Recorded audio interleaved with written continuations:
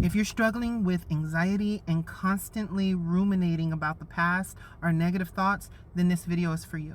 My name is Sarah Green. I am a certified clinical hypnotherapist, and I want to give you guys a couple of tips.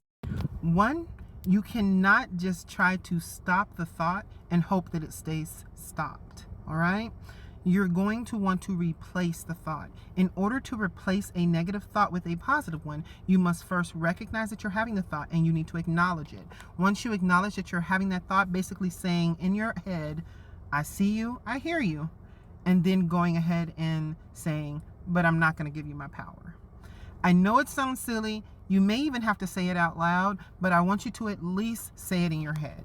Now, the reason that I say you can't just stop the thought is very simple, really. I want you to not think about a white elephant. I do not think about that white elephant. As a matter of fact, while you're not thinking about white elephants, I want you to also not think about pink or green elephants. Well, guess what? More than likely you had a quick flash of what a white or a pink or a green elephant was, right?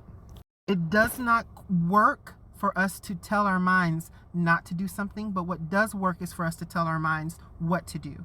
Our minds respond very positively to directions to do something. So number two, I want for you to get in your mind, this is not a suppression technique. You're not suppressing the negative thought. Instead, what you're going to do is replace the thought. Because once you have noted that that thought is there, more than likely that thought did not originate with you. It could have originated in the media. It could have originated from a friend or family member. It could have originated from anywhere. But you've accepted that thought for so long that now it has created something of a groove in your mind as it goes in circles around your mind. So now you're going to actually replace that thought with what you would rather see or what you would rather be thinking of.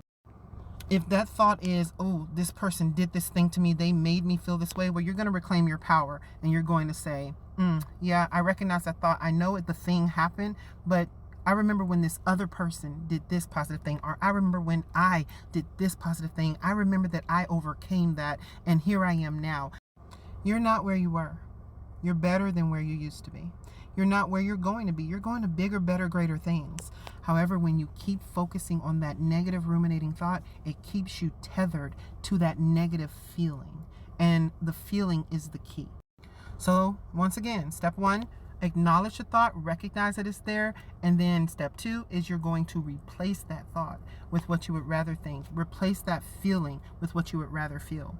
Because once you get that in, it's going to start to reprogram your mind to do, to believe, to think, to see those things that you would rather see manifest or created in your life.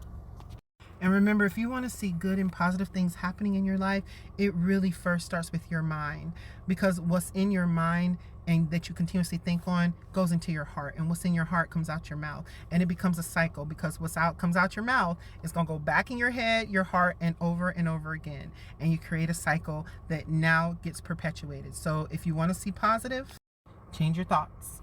As a person thinketh, so are they. All right?